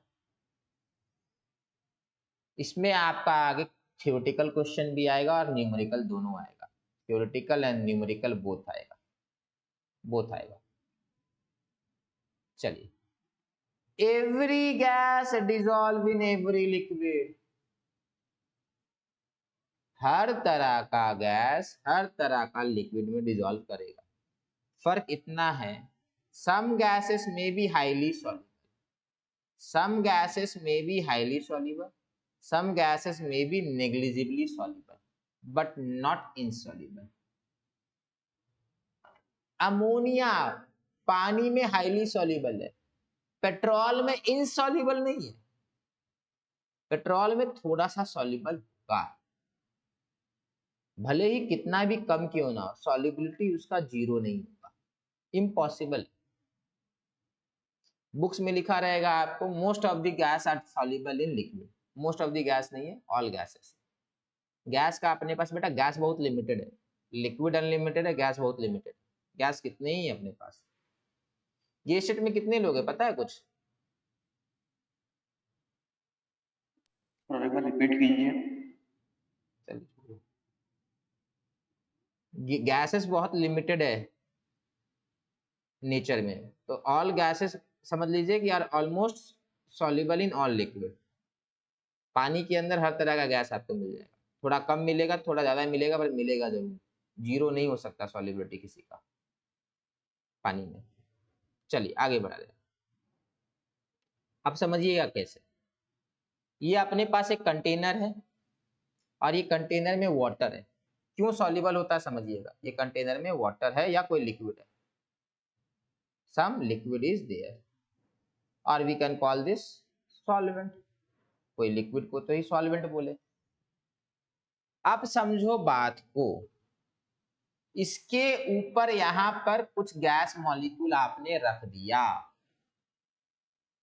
जैसे ही आपने गैस मॉलिक्यूल ऊपर रखा, अपने आप कुछ गैस मॉलिक्यूल नीचे आ जाएंगे, अपने आप आ जाएंगे। कम आएगा ज्यादा आएगा। अगर ये अमोनिया रहा तो ये पूरा का पूरा नीचे आ जाएगा। अगर ये ऑक्सीजन रहा तो थोड़ा कम आएगा, नाइट्रोजन रहा थोड़ा कम आएगा, HCl रहेगा तो पूरा आ जाएगा। HCl is highly soluble in water. तो कुछ ना कुछ बेटा आएगा, एकदम जीरो नहीं हो सकता है। हर तरह का गैस हर तरह के लिक्विड में सॉल्युबल है, इसको बना लीजिएगा। ये कोई भी गैस है।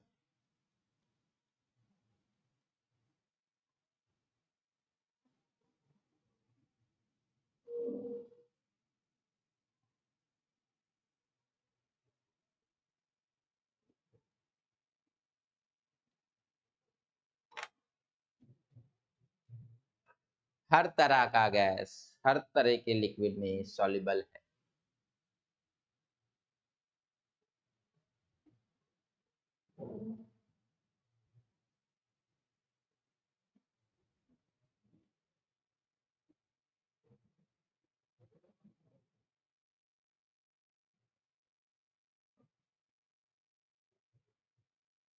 हो गया बेटा?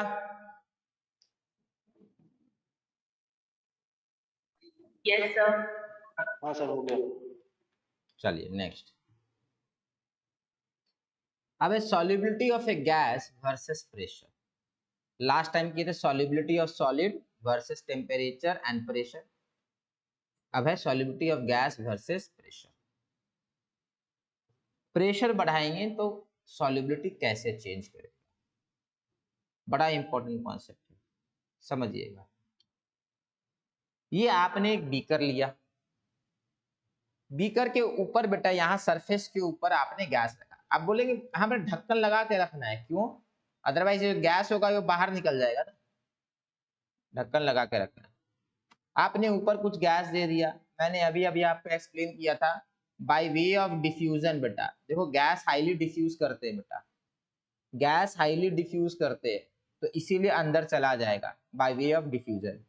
ठीक है, गैस का डिफ्यूजन का रेट ज्यादा है, नीचे आ गया। अब समझो बात को, अगर ऊपर में और ये गैस पार्टिकल ऐड कर दिया, एक और ऐड कर दिया, तो नीचे बेटा गैस के पार्टिकल इंक्रीज करेंगे डिक्रीज करेंगे? बेटा अभी इतना सॉल्युबल है, ऊपर मैंने गैस का प्रेशर इंक्रीज कर दिया, तो नीचे बेटा गैस का नंबर इंक्रीज करेगा डिक्रीज करेगा सेम रहेगा? सर इंक्रीज करेगा। इंक्रीज करेगा, ऊपर ज्यादा तो नीचे ज्यादा। फिर और ऊपर बढ़ा देंगे नीचे और बढ़ जाएगा, और ऊपर बढ़ाएंगे नीचे और बढ़ेगा। मतलब क्या है, प्रेशर बढ़ता जाएगा सॉल्युबिलिटी नीचे बढ़ता जाएगा।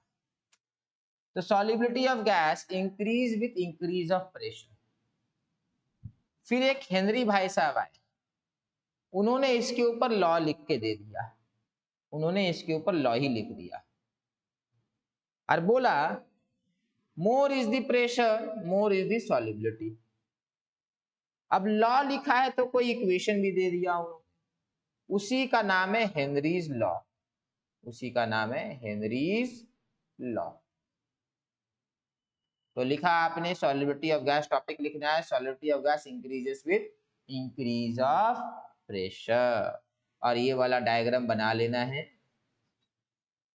और इसके पीछे वाला डायग्राम अगल बगल बना लेना है, इसके पीछे वाला डायग्राम अगल बगल बना लीजिए।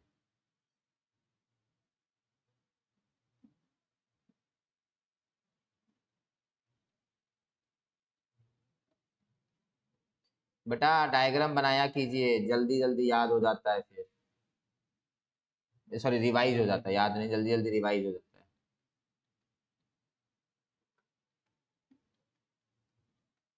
है। देखिएगा रिवाइज हो जाएगा। लेस प्रेशर लेस सॉल्युबिलिटी,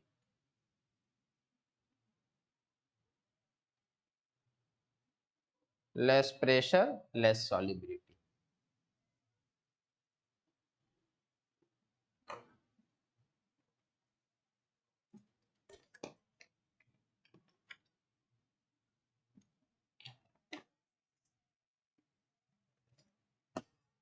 ये ग्रीन कलर से थोड़ा बेटर हुआ ना काफी।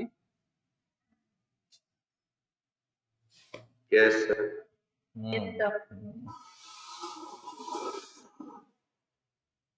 पहले मेरा आईज में मतलब वो स्ट्रेस वाला हो जाता था, अब इधर नहीं हो रहा है जब से ग्रीन कलर यूज कर रहा है।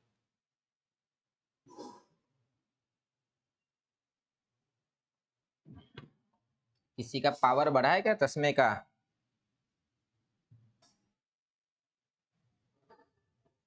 Yes sir.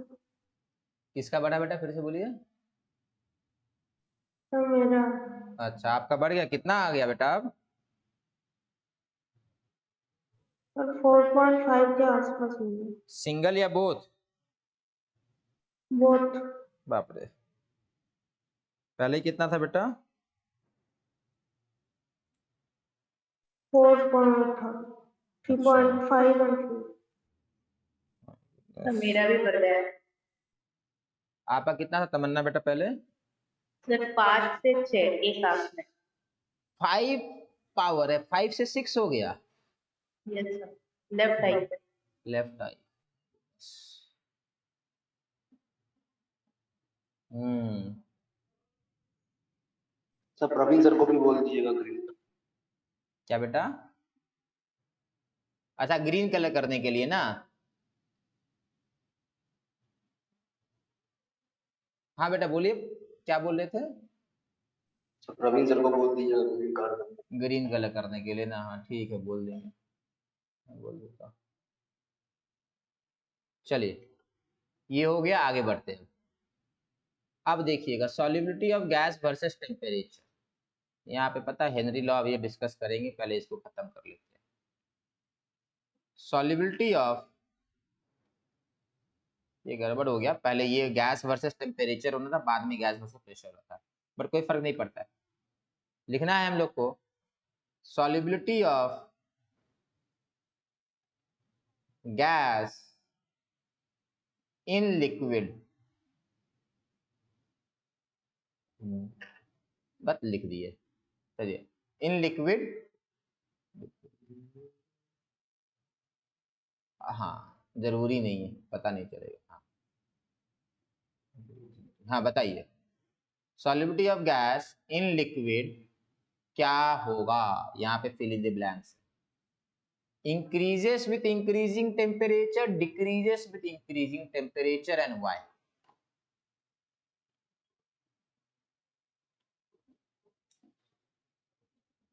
सोचो, टेम्परेचर बढ़ाने से बेटा इंटरमॉलिक्यूलर स्पेस इंक्रीज करेगा डिक्रीज करेगा? टेम्परेचर बढ़ाएंगे तो लिक्विड का इंटरमॉलिक्यूलर स्पेस क्या करेगा बेटा?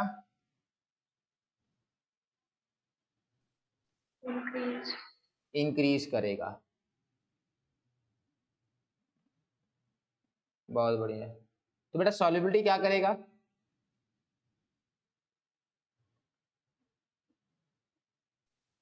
जो आपको सही लग। Increase. हाँ रिया बेटा क्या बोले आप, फिर से बोलिए। Increase. इंक्रीज। और कोई कुछ बोल रहा था बेटा, सर डिक्रीज बोला था। दीपान्विता बेटा आप डिक्रीज बोल रहे हो, समझेंगे बेटा। बेटा हम लोग बोल रहे लिक्विड का इंक्रीज करेगा क्या, इंटरमॉलिक्यूलर स्पेस। टेम्परेचर बढ़ता है तो एक्सपेंशन होता है, लिक्विड का इंटरमॉलिक्यूलर स्पेस इंक्रीज किया। बेटा गैस का वॉल्यूम क्या करेगा, गैस का वॉल्यूम इंक्रीज करेगा। Increase. ग्रेटर कौन इंक्रीज करेगा, द वॉल्यूम ऑफ गैस और the intermolecular space in liquid, which will increase more. Volume gas. सही है, volume of volume of gas. बेटा ये ज्यादा इंक्रीज करेगा, gas has more expansion compare to liquid. तो गैस का एक्सपेंशन ज्यादा होगा, लिक्विड का इंटरमॉलिक्यूलर स्पेस कम होगा, मतलब बेटा ये होगा, समझेंगे बात को। ये पानी है, बाल्टी है, लिक्विड है, ढक्कन है, ऊपर गैस है, नीचे गैस है। अभी तक तो बढ़िया, ऊपर गैस रहेगा तो नीचे गैस रहेगा, मैं आपको बता चुका हूँ। किसी भी लिक्विड के ऊपर अगर गैस एक्स है तो नीचे गैस एक्स रहेगा ही रहेगा, कम रहेगा बट रहेगा। अब बोलेंगे सर अगर एक ही मॉलिक्यूल लेकर आ गए तो, अगर एक ही मॉलिक्यूल है, एक ही मॉलिक्यूल है, बस एक मॉलिक्यूल है, तो कहाँ रहेगा, ऊपर या नीचे। अरे बेटा वो वाला केस हम लोग को नहीं करना है, ठीक है, हम लोग मानेंगे सफिशिएंट प्रेशर। चलिए आप समझो बात को, अगर इसको आप नीचे से हीट करने लगोगे, ये हीट करेंगे तो गर्म होगा, गर्म करेंगे तो बेटा गैस जो है एक्सपैंड करेगा। इसीलिए नोटिस कीजिएगा जब पानी गर्म करते हैं तो नीचे गैस धीरे धीरे देखिएगा बबल्स एक्सपैंड करता है, और एक्सपैंड करने के बाद बेटा ऊपर चला आता है, फिर एक्सपैंड करेगा और ऊपर चला आएगा, फिर एक्सपैंड करेगा और ऊपर चला आएगा। समझ में आया। पानी गर्म करने से जो देखिए बुलबुला निकलता है बेटा वो डिजॉल्व गैस है। जब भी पानी गर्म कीजिएगा देखिएगा बबल्स बाहर आ रहे हैं, those are actually dissolve gases which are escaping from the liquid. तो solubility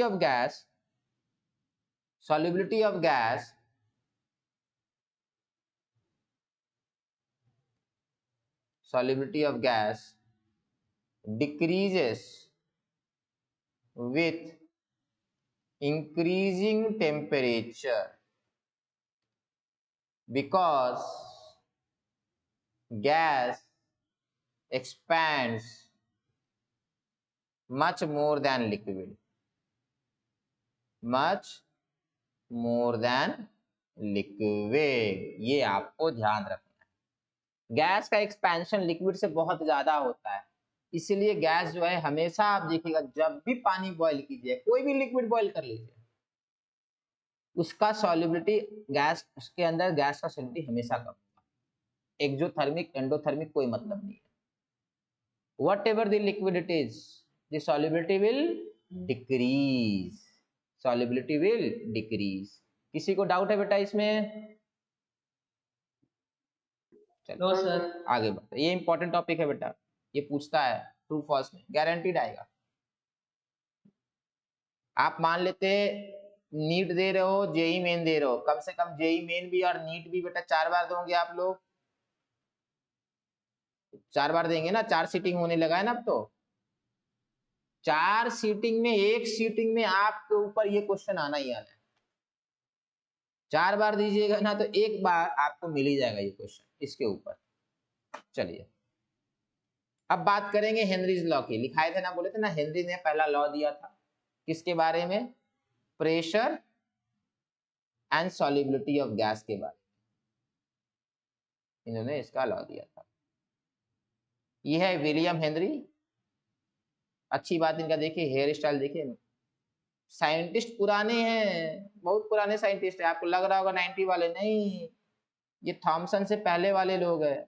और देखिए क्या मॉडर्न हेयर स्टाइल रखा है इन्होंने, ठीक है, उस जमाने के भी साइंटिस्ट अच्छे हेयर स्टाइल रखते थे। चलिए इन्होंने क्या कहा, इन्होंने ये कहा कि हम लोग एक लिक्विड ले लेते हैं, यहाँ ये क्या लिखा भूल जाइए आगे, ठीक है। हम लोग एक लिक्विड ले लेते हैं, इस लिक्विड में गैस हम लोग ऊपर रखेंगे तो नीचे भी गैस के पार्टिकल डिजॉल्व होंगे। हम लोग दो तरह के गैस ले लिए, एक सर्कुलर ले लिए, एक ट्रायंगुलर गैस ले लिए। ये मान लेते हैं अपना O2 है और ये मान लेते हैं अपना CO2 है, ठीक है, दो गैस है। हेनरी का कहना है अगर ऊपर ऑक्सीजन ज्यादा होगा तो नीचे ऑक्सीजन का अमाउंट ज्यादा होगा। That means amount of oxygen over here is dependent upon amount of oxygen over here. यहां बेटा ऑक्सीजन का अमाउंट मेजर करने के लिए हम लोग पार्शियल प्रेशर ऑफ O2 लेंगे। पहले भी बताए थे बेटा, किसी गैस का मोल और प्रेशर, दोनों मोल और प्रेशर डायरेक्टली प्रोपोर्शनल होते हैं, तो मोल की जगह आप प्रेशर यूज कर सकते हो। तो यहां मैं बोलूंगा अमाउंट ऑफ गैस, उसके लिए मैं पार्शियल प्रेशर ऑफ ऑक्सीजन ले सकता हूं। तो यहां पर अमाउंट ऑफ गैस है, उसको हम लोग PO2 लेंगे। तो यहाँ पे पार्शियल प्रेशर ऑफ ऑक्सीजन ज्यादा होगा तो यहाँ अमाउंट ऑफ ऑक्सीजन ज्यादा होगा, और यहाँ partial pressure of carbon dioxide ज्यादा होगा तो यहाँ अमाउंट ऑफ कार्बन डाइऑक्साइड ज्यादा होगा। यही बात हेनरी लॉ करते हैं। इनका कहना है कि ये वाला अमाउंट, किसका अमाउंट, ऑक्सीजन का, नीचे ऑक्सीजन का अमाउंट कैसे मेजर करेंगे, मोल फ्रैक्शन से मेजर करेंगे। नीचे कार्बन डाइऑक्साइड का अमाउंट कैसे मेजर करेंगे, मोल फ्रैक्शन से करेंगे। पहले ही बता चुके अमाउंट के लिए बहुत कुछ यूज कर सकते हैं, मास यूज कर सकते हैं, मोल यूज कर सकते हैं, और ही बहुत कुछ यूज कर सकते हैं। तो नीचे सॉल्युबिलिटी के लिए मोल फ्रैक्शन और ऊपर अमाउंट के लिए पार्शियल प्रेशर। तो हेनरी का कहना है कि the mole fraction of this in this, the mole fraction in this A, gas A, the mole fraction of gas A in liquid will be proportional to partial pressure of gas A over the liquid. नीचे mole fraction कितना है, ऊपर partial pressure कितना है, इस पे depend करेगा। किसी को डाउट, लिखना कुछ नहीं है, अभी आगे समझिए। सबको क्लियर है बेटा? Yes sir. चलिए, लिखना कुछ नहीं है। नीचे कितना है, x of gas A in liquid will be proportional to partial pressure of A, and x of B will be proportional to partial pressure of B. ये कहा गया। अब समझो ये चीज, ये वाला definition, mole fraction of gas in solution, mole fraction of gas मतलब XA in solution is proportional to partial pressure of gas over the solution. नीचे कितना है, ऊपर डिपेंड करेगा। अब ध्यान से सुनिएगा, उल्टा भी तो बोल सकते हैं, ऊपर कितना है वो नीचे पे डिपेंड करेगा। Amount of oxygen over here will be dependent upon amount of oxygen over here. Obvious ही बात है, यहाँ ऑक्सीजन ज्यादा है तो यहाँ ज्यादा होगा, यहाँ कम है तो कम होगा। तो दोनों डेफिनेशन है। देखो उल्टा भी बोल सकते, partial pressure of A will be proportional to mole fraction of A and partial pressure of B will be proportional to mole fraction of B, दोनों बोल सकते। तो दूसरा वाला ये है, the partial pressure of gas in vapor phase, partial pressure of gas in vapor phase ऊपर is proportional to, proportional मतलब directly proportional, mole fraction of gas in solution। ऊपर कितना है नीचे वाले पर डिपेंड करेगा। अब बोलेंगे सर दोनों में से कौन सा सही है? बेटा एनसीईआरटी में दोनों लिखा हुआ है। अब बोलेंगे सर न्यूमेरिकल बनाने के लिए कौन सा? दोनों से बनेगा। अगर फिर भी एक डेफिनेशन बोल दे तो क्या लिखेंगे सर? तब ये लिखिएगा, एनसीईआरटी के हिसाब से ये मोर कॉमन, और एनसीईआरटी वाले झूठ बोल रहे, ये मोर कॉमन नहीं है, असली वाला ये, ठीक है। बट हम लोग को जो बोला है उतना काम कीजिए, हम लोग को ज़्यादा दिमाग नहीं लगाना, जैसा बोल दिया एनसीईआरटी ने मान लें।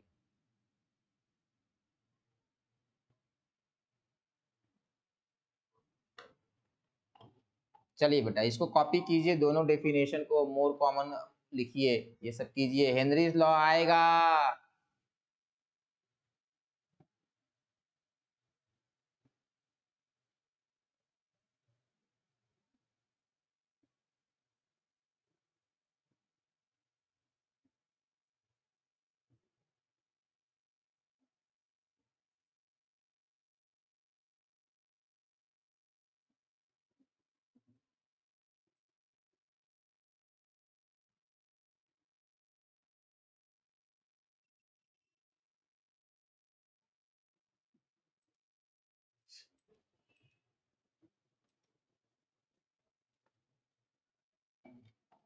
हेनरी लॉ रट्टा मार के जाएंगे बेटा, बोर्ड में आना है, बाद में बोलिएगा नहीं कि सर बताए नहीं थे।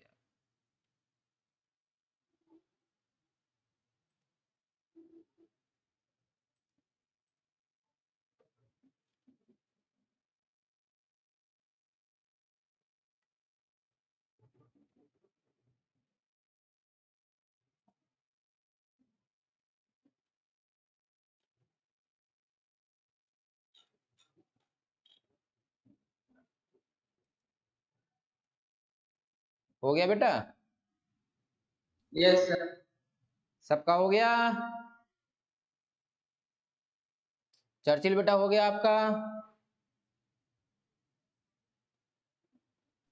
Yes sir.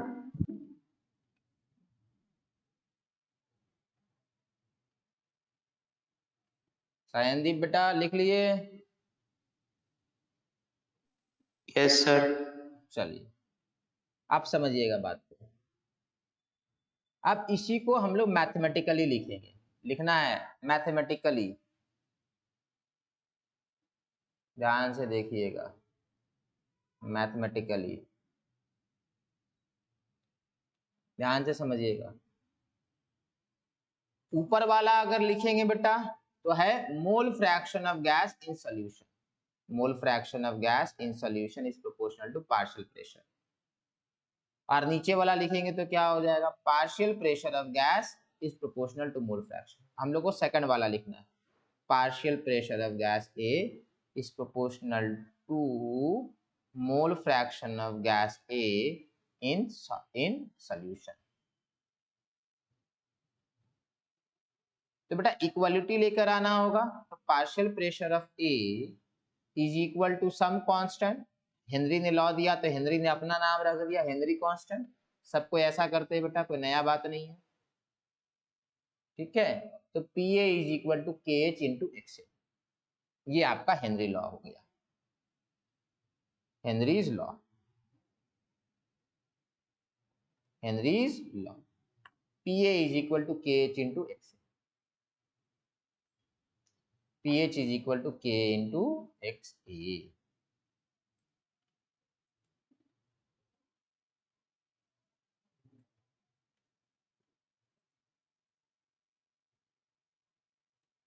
जल्दी जल्दी लिखेंगे बेटा। हो गया सर।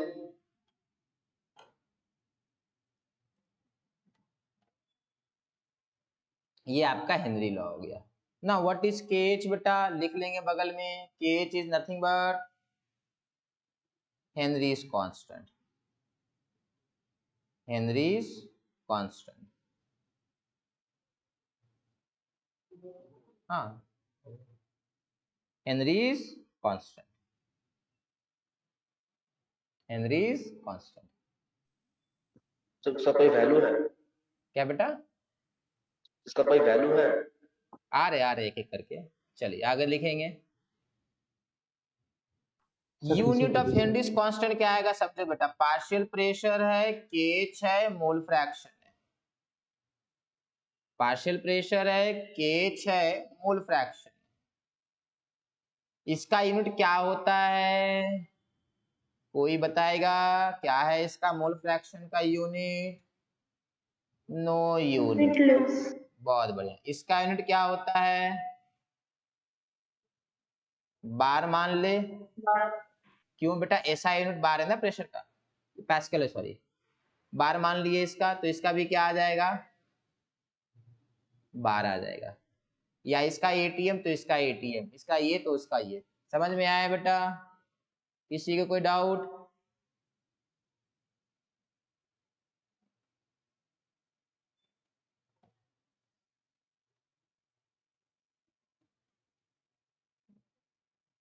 क्लियर है बेटा सबको ये? Yes sir. चलिए नेक्स्ट, अब ध्यान से समझिएगा। Henry's constant is different for different gas. Henry's constant लिखिएगा, पूछेगा। For different gas in different solvent, मतलब KH, मतलब KH of N2 not equal to KH of O2, ये तो सही है। But KH of N2 in petrol is not equal to KH of N2 in water। समझे? अलग होगा। Gas change कीजिएगा तो भी अलग हो जाएगा, सॉल्वेंट चेंज कीजिएगा तो भी डिफर कर जाएगा।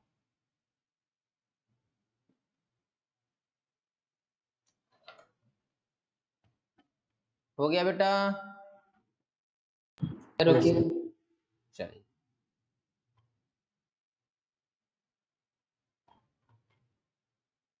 चलिए next.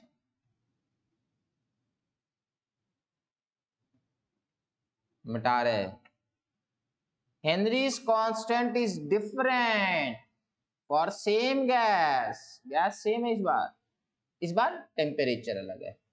Means KH for N2 in water at 30 degree Celsius is not equal to KH of N2। Gas same है N2 इन वाटर, सॉल्वेंट भी सेम है, क्या अलग है? At 50 degree Celsius. टेम्परेचर भी चेंज करेगा तो चेंज कर जाएगा KH। पूछता है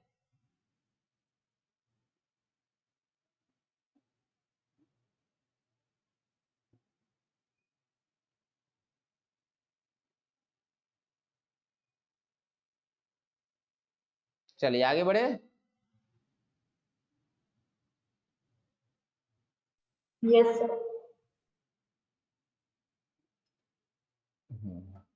सर टाइम हो गया ना? टाइम हो गया? Yes sir. चलिए ठीक है, नेक्स्ट क्लास में एप्लीकेशन से स्टार्ट होगा। लग रहा है कितने बजे से क्लास था, कितना बज रहा है अभी? सर 3:45 से 5:45। अच्छा अभी टाइम टेबल चेंज हुआ है ना? Yes sir.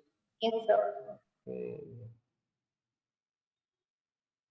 ठीक है, सबका कोई एक टाइम फ्री बताइए तो। पूरा दिन। हाँ बेटा, सर मैं 12 तक फुल रहता है। सुनिए, अभी जो क्वेश्चन चैप्टर चल रहा है ना बेटा, मैं एक क्लास सिर्फ न्यूमेरिकल का करना चाहता हूँ, उसमें कोई थ्योरी डिस्कस नहीं होगा, सिर्फ न्यूमेरिकल प्रैक्टिस होगा, क्लास 12th वाला।